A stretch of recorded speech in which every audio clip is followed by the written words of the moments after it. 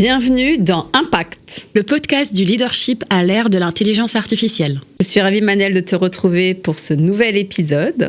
Ravie également, Sabrina. Alors, le sujet qu'on va aborder aujourd'hui est un sujet qu'on aborde très peu, qui est la solitude du dirigeant, et notamment tout ce qui concerne la prise de décision à l'ère de l'intelligence artificielle. Donc, étant moi-même dirigeante, c'est un sujet que je maîtrise plutôt bien. Prendre des décisions, ce n'est jamais simple. Ça nous donne même des belles nuits blanches, parce qu'effectivement, on a souvent peur de prendre la mauvaise décision. Et surtout, peu importe les décisions qu'on prend, on doit les assumer et en porter la responsabilité. Et ça, c'est un sacré poids qu'on porte sur nos épaules. Alors, il me semble entendre que depuis quelque temps, quelque chose a changé sur ce sujet de la solitude du dirigeant à l'ère de l'IA. Est-ce que tu peux nous en dire un peu plus ? Alors Sabrina, je ne sais pas s'il y a quelque chose qui a changé ou si ce sont tout simplement de nouveaux outils avec des nouveaux usages qui ont vu le jour. En tout cas, de mon côté, ce qui me surprend de plus en plus, c'est un phénomène qui est un peu silencieux, où souvent j'ai des dirigeants qui me confient qu'en fin de journée, lorsqu'il n'y a plus personne au bureau, lorsque les membres du COMEX sont rentrés, à un moment donné, ce dirigeant, il va prendre son outil IA, que ce soit ChatGPT, Gemini, peu importe, et il va en parler avec cette IA. Il va lui raconter comment la journée s'est passée, il va lui raconter quelle est la décision la plus importante, par exemple, de la journée de demain qui se prépare, et il va attendre tout simplement soit d'être un peu challengé, soit d'être un peu rassuré. Donc ce sont les usages vraiment qui sont différents, et ce phénomène-là, aujourd'hui, on n'en parle pas en fait, car ces dirigeants le vivent comme étant un aveu de faiblesse à un moment donné, ou tout simplement leur sphère privée. On ne va pas forcément en parler. Ce qu'on dit aujourd'hui, c'est une sorte d'anecdote. Je peux très bien te donner mon code, par exemple, mon code secret, mais il est hors de question que je te donne mon historique par rapport à mon IA. Avec les dirigeants, c'est à peu près les mêmes phénomènes qu'on va retrouver. C'est un phénomène qui est silencieux, et c'est là où on ne se pose plus la question si l'IA va remplacer ce dirigeant, mais plutôt comment l'IA vient combler une sorte de solitude qui vient souvent avec la fiche de poste d'ailleurs. C'est pas une faiblesse, c'est pas non plus une difficulté, mais c'est une réalité. Alors Manel, je vais juste rebondir parce qu'effectivement, je pense qu'il est important de préciser qu'est-ce qu'on entend derrière le mot solitude. La solitude, ça ne veut pas dire qu'on n'est pas entouré, parce qu'aujourd'hui, les dirigeants, ils sont entourés de leurs équipes, de leur comité de direction, de leurs actionnaires, de leur conseil d'administration, de leur famille. Donc, ce n'est pas le fait qu'ils soient mal entourés, c'est qu'il n'est pas aujourd'hui un espace de confiance dans lequel il va pouvoir venir déposer ses peurs, ses doutes, ses questionnements, et de manière à être écouté par quelqu'un de neutre, qui soit un petit peu un miroir de ses pensées.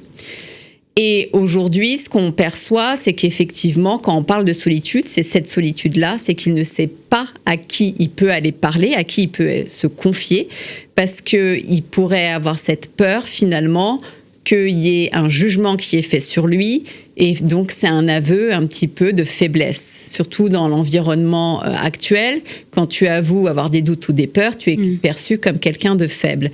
Et tu ne peux pas, vis-à-vis de tes équipes, vis-à-vis de ton conseil d'administration, montrer cet aveu de faiblesse, parce que ça pourrait créer en face une inquiétude qui fait finalement, est-ce qu'on a mis la bonne personne pour conduire le navire ? Et ça, effectivement, le dirigeant ne peut pas se le permettre. Donc aujourd'hui, ce que tu es en train de dire, c'est qu'effectivement, le dirigeant a peut-être trouvé cet espace-là à travers l'IA. Mais j'ai envie de te poser la question, est-ce que c'est pas un jeu dangereux ?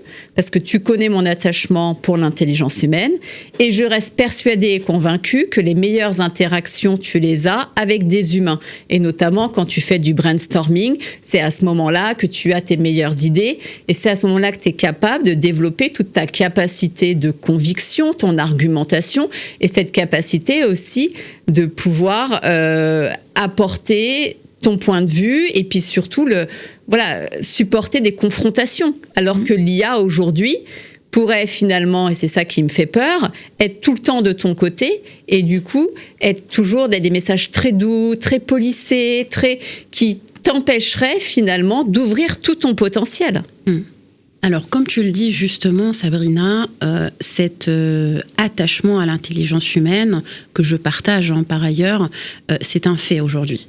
Juste avant de te répondre, je voudrais préciser 3 formes d'usage qu'on voit souvent avec l'intelligence artificielle dans ce cas-là, dans le cas des leaders et des personnes à responsabilité en général. Le premier cas, ça va être l'usage comme étant un confident.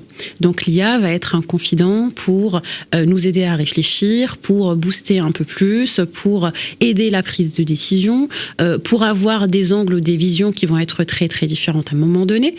Donc ça, c'est le premier usage et souvent le plus fréquent d'ailleurs. Le deuxième usage, ça va être le soulagement émotionnel instantané que tu as déjà évoqué. Donc oui, l'IA va lisser un peu, elle va flatter l'ego parfois, et de temps en temps, on a besoin de ça en tant qu'humain, et en tant que dirigeant encore plus. Donc après une journée de vision critique, souvent de tensions, de conflits ou autres, le fait de pouvoir partager une réflexion et que l'IA, qui reste une forme d'intelligence, vienne dire oui, la réflexion elle est bonne, etc., ça peut flatter l'ego. En effet, ça a ses limites, mais en tout cas, c'est une utilisation qui est très factuelle aujourd'hui, qui existe et que je cite. Le troisième cas d'usage, ça va être vraiment l'usage qui est le plus critique, que tu as cité également, c'est que ces dirigeants-là vont fuir toute relation complexe, tout échange complexe avec les personnes de l'entourage ou bien avec les membres de l'équipe. Et donc, l'IA va être la facilité. Donc, on va opter pour la facilité, pour être challengé, pour avoir un avis critique, pour aller contacter son comptable à un moment donné. On a toujours une vision un peu en amont et on sait quel serait le premier résultat. Et donc là, c'est plus, je dirais, une forme ou une typologie de leaders qui vont avoir cet usage-là. Et ça en dit plus sur le rapport de ce leader vis-à-vis de l'autre et vis-à-vis de lui-même que sur l'outil en soi. Donc ce n'est pas la faute de l'outil, je dirais, mais c'est plutôt un usage qui peut être fréquent et qui peut en effet présenter des risques aujourd'hui où l'IA peut remplacer probablement certaines relations. Et c'est là où le rôle de leader également, que ce soit pour lui ou pour les membres de l'équipe, c'est de détecter ce type d'usage. Et c'est là où on fera appel à la lucidité de cette personne, de ce leader, de ce dirigeant de façon générale, et à la responsabilité auquel il doit quand même faire face, à laquelle il doit faire face quand il communique avec un outil comme l'intelligence artificielle. Alors, moi, je suis très partisane du « et », c'est-à-dire, OK, donc, utilisons l'intelligence artificielle, mais n'oublions pas non plus l'interaction humaine. Et donc, je dirais oui à l'intelligence artificielle et aux interactions humaines. Et c'est vraiment un sujet sur lequel il faut se positionner aujourd'hui. C'est-à-dire que si le dirigeant n'a comme espace de confiance que l'intelligence artificielle, est-ce que ce n'est pas réellement un problème ? Et effectivement, là, j'inviterais du coup les dirigeants qui n'ont pas cet espace pour pouvoir échanger avec leur pairs à se le construire en parallèle et ce qu'on peut dire d'alterner les échanges entre l'intelligence artificielle et les interactions humaines. Tout ça pour effectivement, peut-être, comme tu l'as dit, c'est-à-dire se sécuriser, se rassurer, gagner en clarté sur la partie intelligence artificielle, mais de pouvoir poursuivre leur capacité à pouvoir critiquer, argumenter, convaincre grâce à des interactions humaines, puisque à la fin, quand même, ces prises de décision qu'ils vont devoir porter, ils vont devoir les incarner, les communiquer auprès de leurs équipes, et c'est à ce moment-là qu'ils vont devoir avoir à l'intérieur d'eux l'ensemble, on va dire, des outils, en tout cas la conviction de ce qu'ils disent. Ils y croient et ils le partagent et ils ont vraiment envie d'aller dans cette direction-là. Donc aussi s'approprier un discours de l'IA qui ne serait pas le leur peut également être un risque. Donc je pense que faire une interaction avec des humains où en fait il va venir porter cette énergie, cette incarnation, c'est aussi essentiel. En effet, c'est essentiel. L'objectif ici, c'est de pouvoir allier vraiment intelligence artificielle avec intelligence relationnelle, intelligence humaine. L'objectif, c'est de ne pas remplacer les échanges avec l'outil et d'arrêter, par exemple, les réunions en équipe, loin de là, mais c'est vraiment de trouver un équilibre.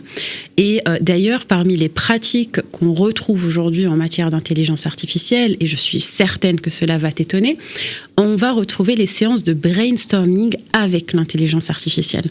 Où là, par exemple, 1 heure pendant un mois, il y a 1 heure fixe qui va être IA, brainstorming, et on va pouvoir challenger ou faire challenger plusieurs IA. Donc on va poser la même question à Gemini, à ChatGPT, à Claude, 3 IA différentes, Perplexity, la 4e IA, et on va voir quelle est la réponse de l'IA pour voir à la fin comment les IA déjà se challengent entre elles.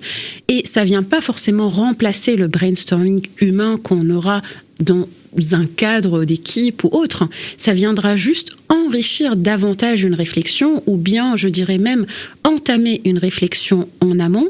Et comme ça, on va pouvoir gagner du temps, car il y a des sujets parfois, on va faire des réunions d'équipe toute la journée, alors que souvent, on a la possibilité d'optimiser ces réunions. Donc imagine s'il y a un outil qui permet d'optimiser les réunions et donc d'augmenter la productivité par ailleurs, d'optimiser le temps de travail par ailleurs, en allant vers des réunions qui sont plus efficaces, avec des sujets peut-être plus pointus. Donc cette réflexion peut être entamée avec l'outil, avec l'intelligence artificielle, pour qu'on puisse se retrouver dans des réunions, je dirais, plus efficaces.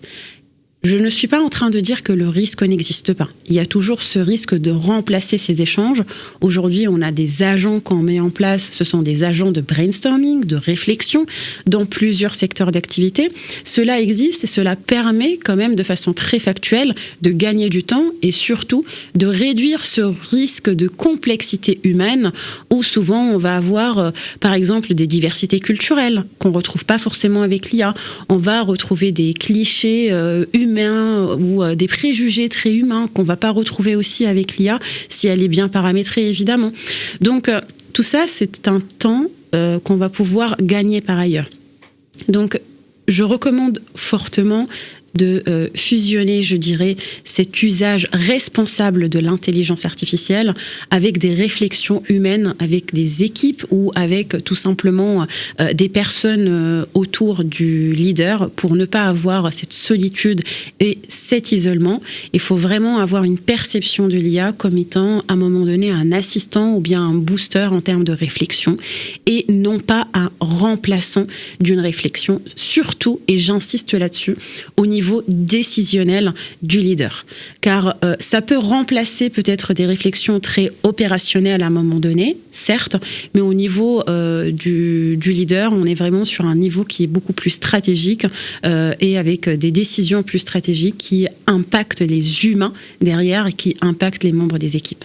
Merci beaucoup Manel de nous avoir partagé ton point de vue. Et d'ailleurs Sabrina, j'en profite pour nos chers auditeurs et auditrices, si de leur côté ils ont aussi une vision peut-être différente à nous partager ou des expériences à nous partager à ce sujet, n'hésitez pas à nous les partager en commentaire ou à nous écrire directement, ça pourrait vraiment enrichir les échanges et ça nous permettra aussi peut-être de poursuivre cet épisode avec une deuxième partie. Merci beaucoup Manel. Merci Sabrina. Si cet épisode t'a plu et que tu es leader, manager, dirigeant ou tout simplement curieux d'apprendre comment va évoluer le leadership à l'ère de l'IA, n'hésite pas à liker et partager cet épisode.